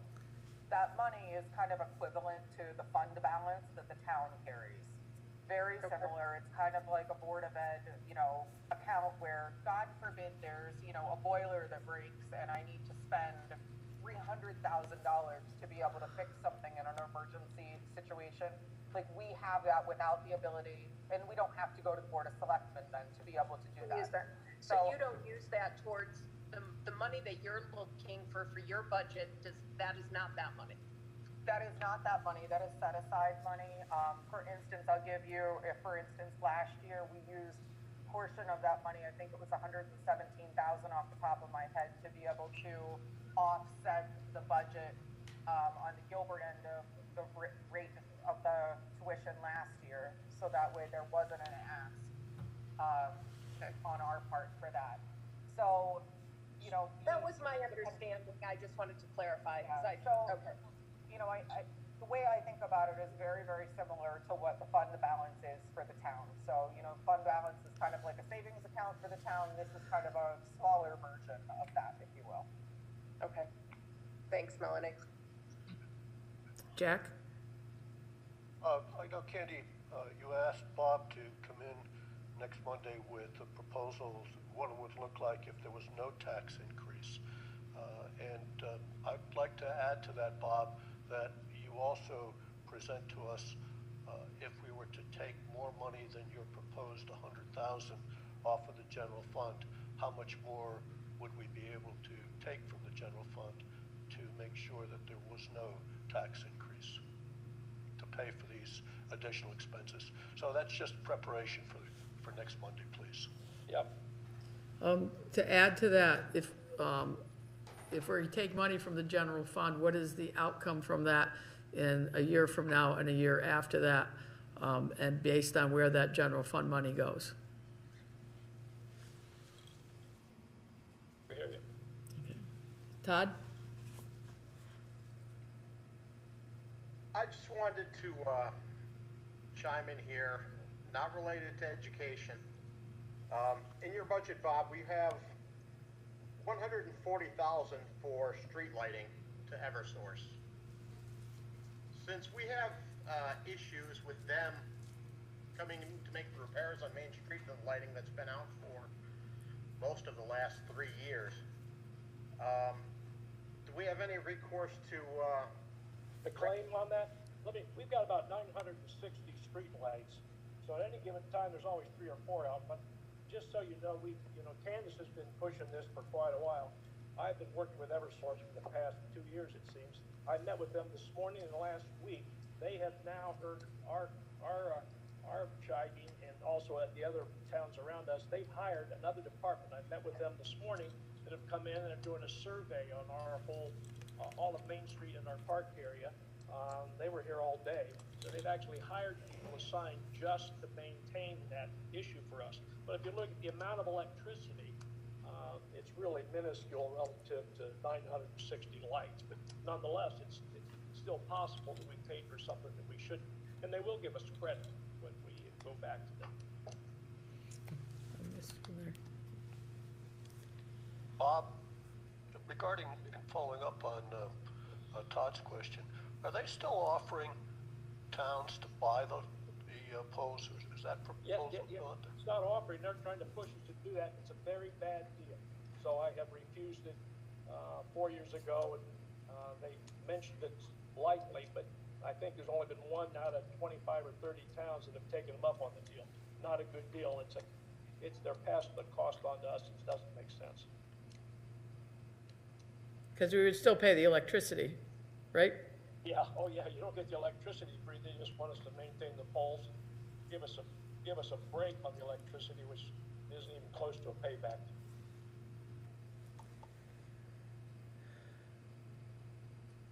Anyone else? Do we have the Sue Grossman Greenway in our capital improvement plan? No, And why is that? because we're just working on the existing grant money in that. So that's not in the capital plan. It's just part of the existing capital plan, but not an increase. So if we have others, projects that are grants but don't have any town funding associated, they don't get into the grant, the capital improvement plan?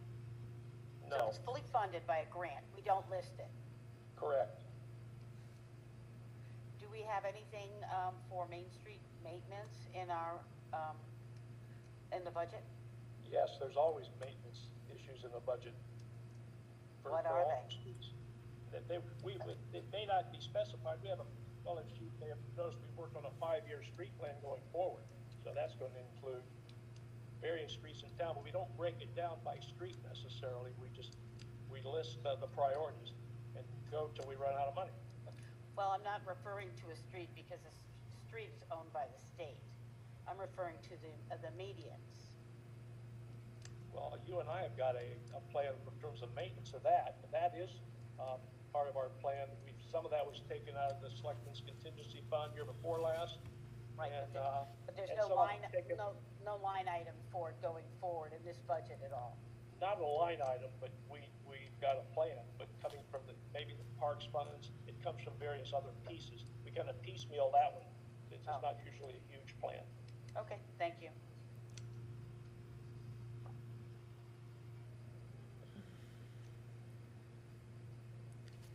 I'm trying to hear, look. Did I miss any hands, any chats? Okay, so what I'm seeing is that we all have a few questions. We're gonna meet, next Monday, April 12th. I'd like to maybe start, is 5 o'clock okay with everybody? Sure. You think we'll still be Zooming, or we're gonna go in person next week? Oh, I wish I was clairvoyant enough to know that.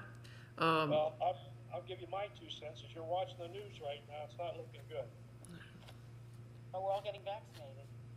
Well, and we're climbing in hospitalizations. So we're not quite sure what to make of this yet. We're working every day with the Torrington Area Health District and our emergency manager, but we're not comfortable. As you know, I would love for all of us to be right here in person. 'Cause, every time I start to try to do that, I get thwarted. So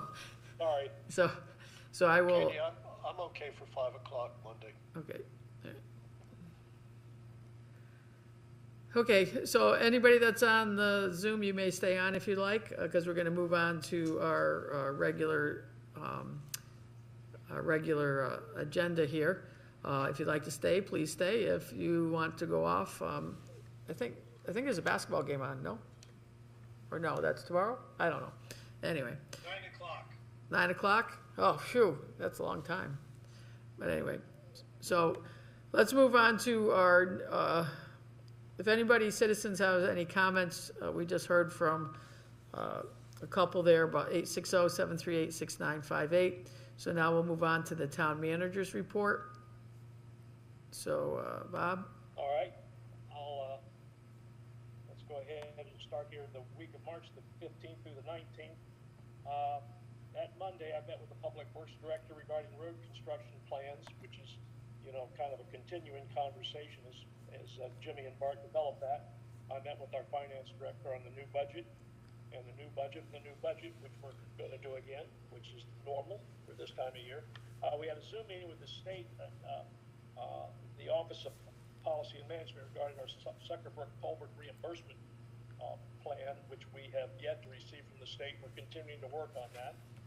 We had a Board of Selectmen meeting that night at 7 o'clock.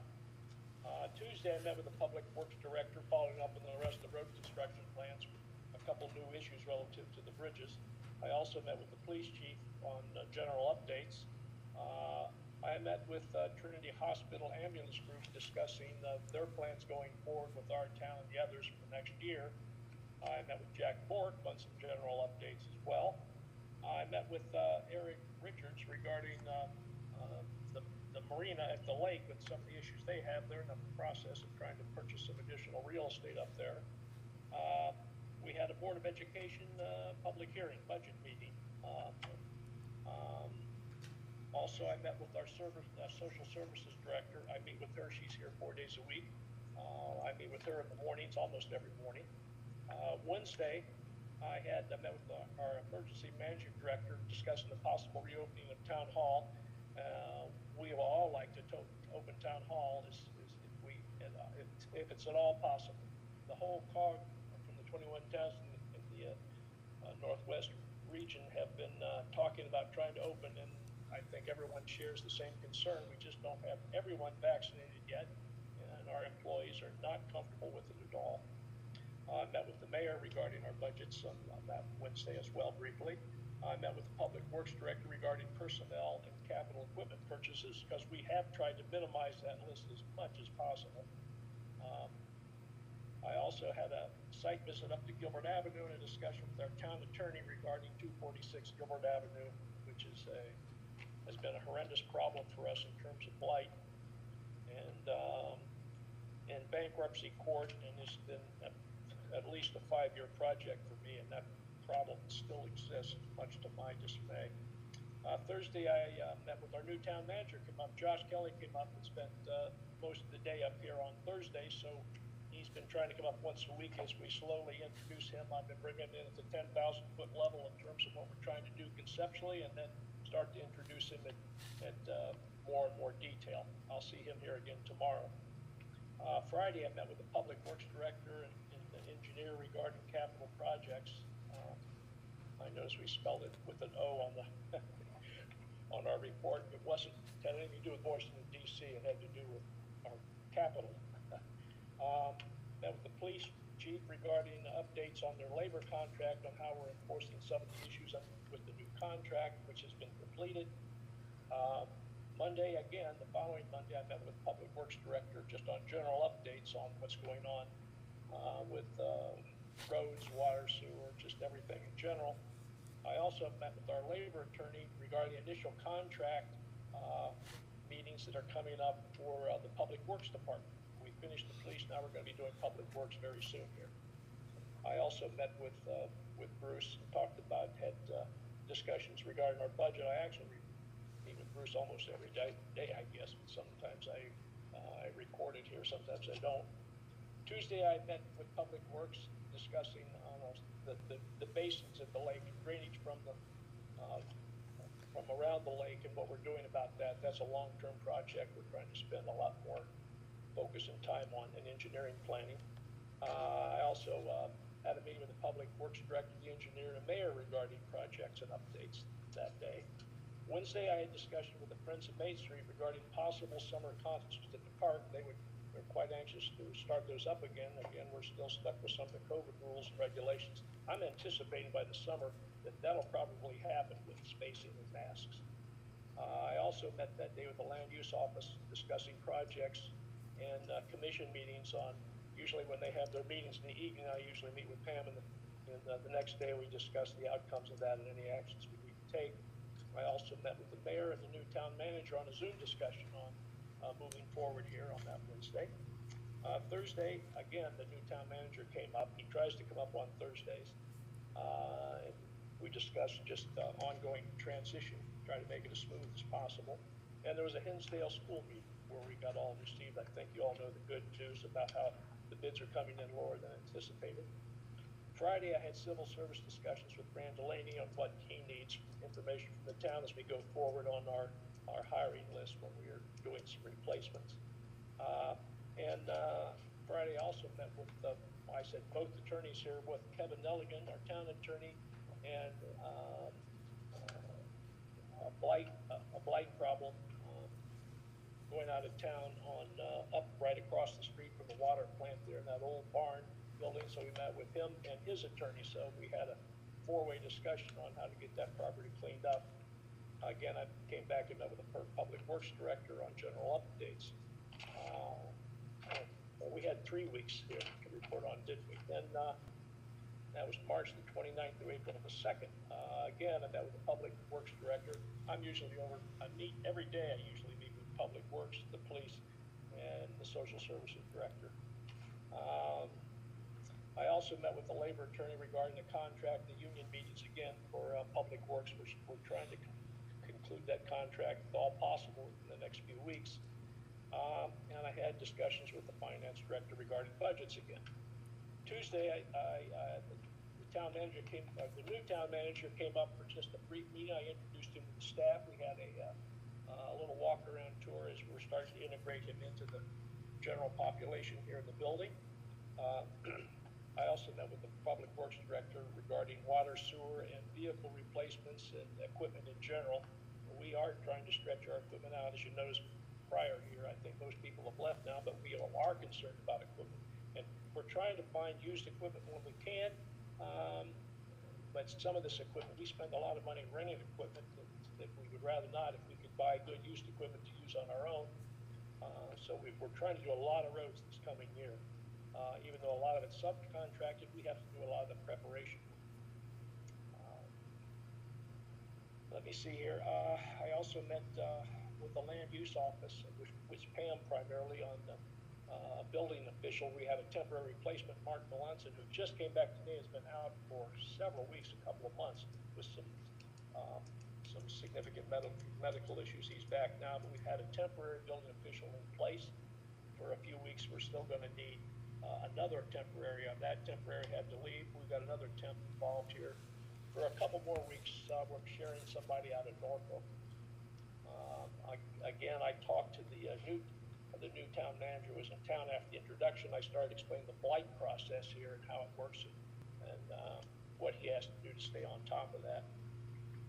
Wednesday, I met with the Public Works Director regarding their new labor contract. So Jim and I are both going over the contract to make sure that everyone's got their 2 cents involved here before I conclude that. Met with the budget director, with the finance director again, budget director, I guess he has been for this past few weeks. So met with Bruce again. I met with the police chief regarding abandoned vehicles in town. We continue to have abandoned vehicles and go after them. It takes some effort on the chief's part, and it's a continual issue, although we have been reducing it, although it may not seem like it to some people, but we have been removing abandoned vehicles and trying to do more police action to that end. I met with the emergency management director again regarding COVID updates and practices. As it's a weekly challenge to keep on top of this, and as the state provides new information, the feds provide new information, and our emergency management director, Steve Williams, has done a very good job staying on top of this. Thursday, that was the third Thursday in that last month, I had the new town manager up again. We're going to have him pretty much sighted in, I hope, here soon. Again, met with the Public Works Department regarding their budgets. I'm constantly squeezing Jimmy, and they're always pushing back. They always would like to be able to do more. But we talk about it in a lot of detail. Friday, we were closed for Good Friday, and I just wanted to bring up, I met with Tanya, our rec department manager, director. We've been discussing the park here on Main Street, between the two main streets. I think it's a spring. It's when more people come and want to use the park for events, for just a day-long protest, for extensive use. For Melissa does a nice job. We talk about the festival that we're going to have coming the rest of the year, but there's lots of issues regarding park usage. Some events are held that are profit-making for people, some are not. But we've never had a good set of rules and regulations. The park department is going to take that over. So we had just one meeting to discuss how other towns do it and how we're going to try to implement some kind of rules and maintenance going forward. We have some now, but they're rather informal. So I just want everybody to understand, for some reason, the word seemed to get out there that we were trying to prevent particular types of usage particularly relative to political issues. There is no intention to do that whatsoever. Because what we're trying to do is make sure people understand the park itself. Are people going to use tents? Are they going to drive tent stakes into the ground? Are they going to tether their dog to our trees? We just put in 4 brand new, beautiful trees. We're going to put in 6 more. We're trying to maintain the grounds and keep them as nice looking as possible. We've had a general rule where there's no signs or placards allowed on the fences all the way around the green, except for the day of the event that's going to be held. It's been permitted to hold that event there.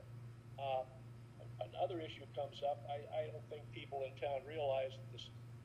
Both main streets that the park is on across from the school and on our main street going up and down in front of town hall, no one is allowed to put signs on any of the state signposts. They call us immediately when someone starts hanging signs on those. Eversource is of the same ilk. They don't want signs on their fence, on their telephone poles. Now, for years, people put up lots of signs. Could be tag sales, could be any type of event, could be something for sale. The dilemma is people use nails, brads, screws, wires. The people have to climb those poles and work on them. Don't want them on there. So Eversource tells us we cannot really use those poles. Over the years, we tend to not enforce that real strictly, but it's up to the town to enforce the no sign rule on state signs or on telephone poles.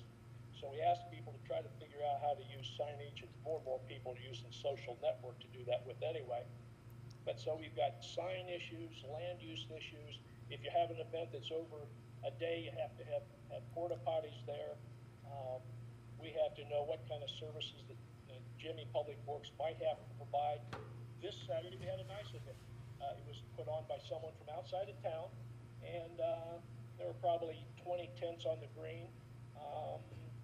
They didn't bring extra trash cans. Now, at the end of the day, they pretty much cleaned up, but we've got overflowing trash cans there on a Saturday. We had no plans to go pick that up, clean that up. It's a little thing, but all these little things add up.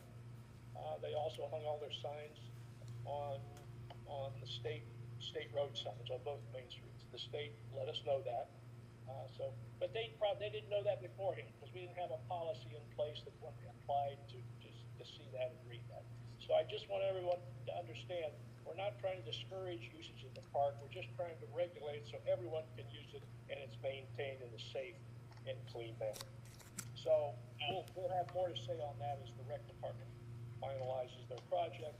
We're not trying to make it a big money maker. We're just trying to control it. But the other thing on that, Bob, too, is it's also, local taxpayer money shouldn't be going to support out-of-town people that are coming in to make for profit. So I think that's one of the other things you were looking at, wasn't it? And it was. And this Saturday, every one of those booths were profit-making, even though some of them were small companies or small little individual businesses. They were all there to make money. And the individual taxpayers are supporting that. And by the way, most of them weren't from our town. So, but the people in town enjoyed it. So it's a combination. You try to figure out how we can benefit, but make sure we're not abused our taxpayers.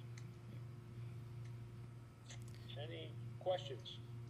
There were 3 weeks in this report. That's because we already, okay, got it. Todd?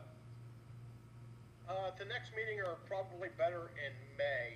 Can you invite Kevin Nelligan for updates on our ongoing legal issues? Yes. When would you like it there? The next meeting or in May? Probably May would be better after the budget. You're right, it would be. All right, I'll write that down.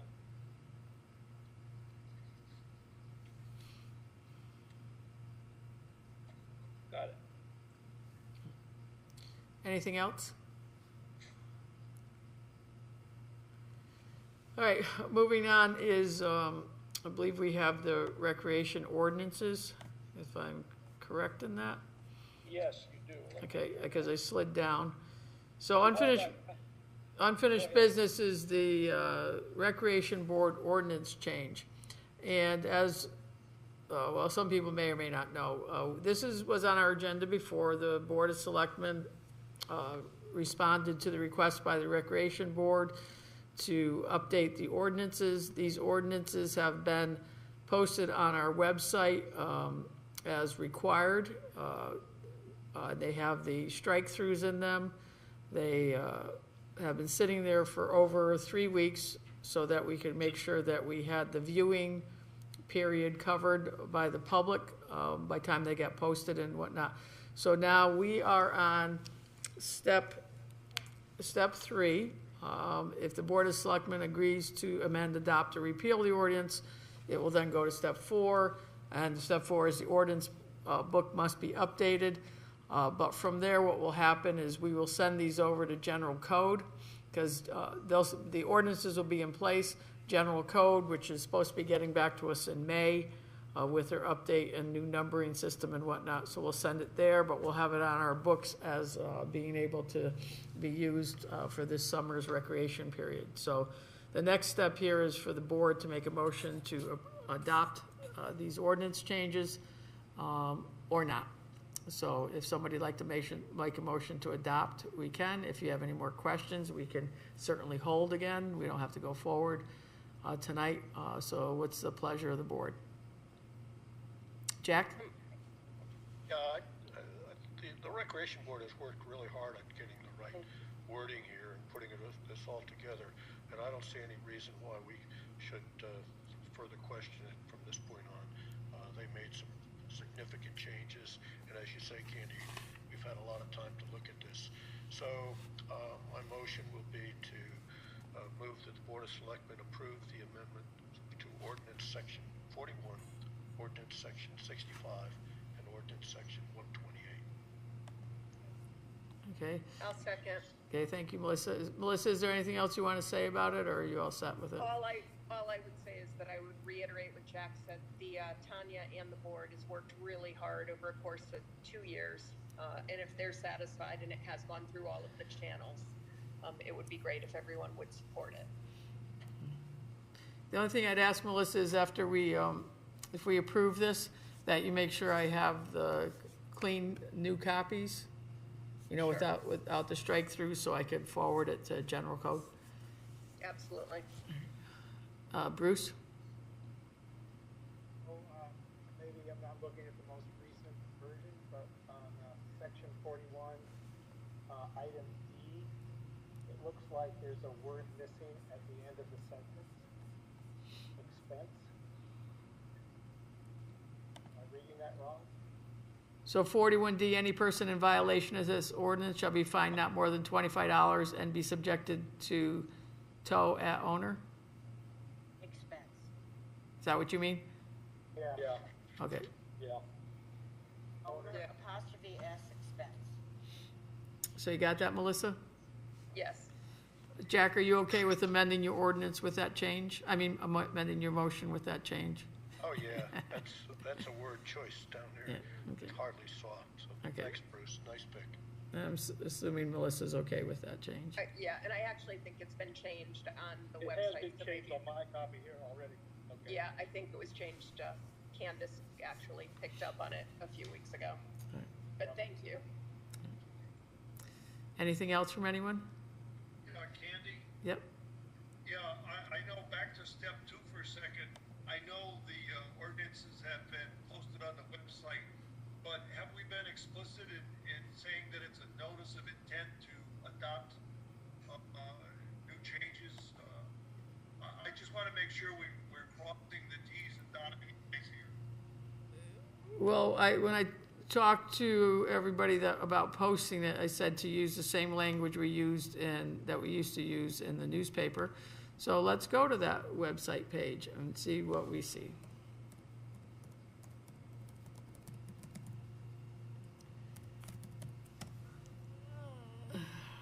Here it is. I will, just because I can, share this screen with you, and you could all use your eyeballs with me. So what we have is at the bottom of our page, we have legal notices, and here they are. So there's our budget hearing, sewer assessments, selectmen notice of intent to amend bylaws and ordinances. How's that, Steve? All right, we're good. You good? So when you When you click on that, notice of intent to amend, it's the intent, and each section is listed. We're good. All right, we're good? All right. Okay, then. Anything else? Okay, all in favor? Aye. Okay, thank you. That's unanimous.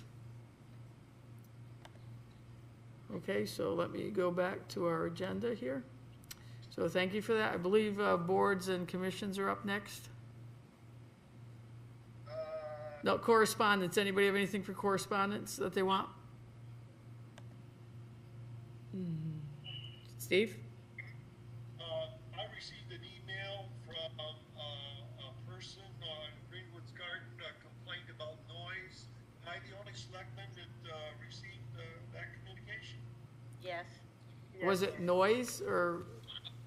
A dog barking. No, you weren't the only one, and it's been moved on to the official people that manage those. Okay, good, thank you, I missed that. Yeah, I forwarded it to Linda's, and Linda got a hold of the executive director. Because it's, those are separate from us. But it was moved on. Anything else? Okay, Steve, I guess that goes right back to you at boards and commissions. Okay, we have one appointment to make tonight. We're appointing Troy Lemire as a member of the Planning and Zoning Commission as an alternate. His term to expire in October of 2024, and he's replacing Lee Thompson. So I would make a motion to make that appointment. I'll second. Okay, thank you, Todd. Anybody have any questions? If not, all in favor? Aye. Okay, great. Thank you, unanimous. That's it for now. All right, thanks. Under new business refunds as recommended by collector revenue, our usual, always, agenda item. So Bob? Okay, so I'm gonna recommend, that you approve the, tax collector's recommendation to make these adjustments. Let me just give you the categories. There's a couple here at motor vehicle for $62 total. A couple at personal, both, one was overpayment, one was a change. The personal property are both overpayments for $18.60. Real estate, 3 duplicates and 3 overpayments. And here's 6 more duplicates. These usually come in as a result of the mortgage company and the individuals both paying. Anyway, that's a total of $6,596. I'm gonna give you a total for everything here.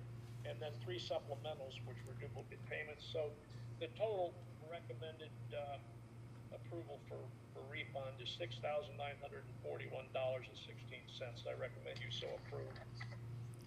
May I have a motion to approve? Thank you, Todd. Thank you, Linda, for the second. Any more questions for Bob? All in favor? Aye. Unanimous, thank you. That brings us to citizens' comments. If anybody would like to comment, either we might have people on the Zoom still, or 860-738-6958. 860-738-6958. Anyone? I don't see any yellow hands. I don't see any chat box, and my phone's not ringing. Did I cover everything? I think so. All right, so we'll move on to selectmen's comments and reports. Anyone?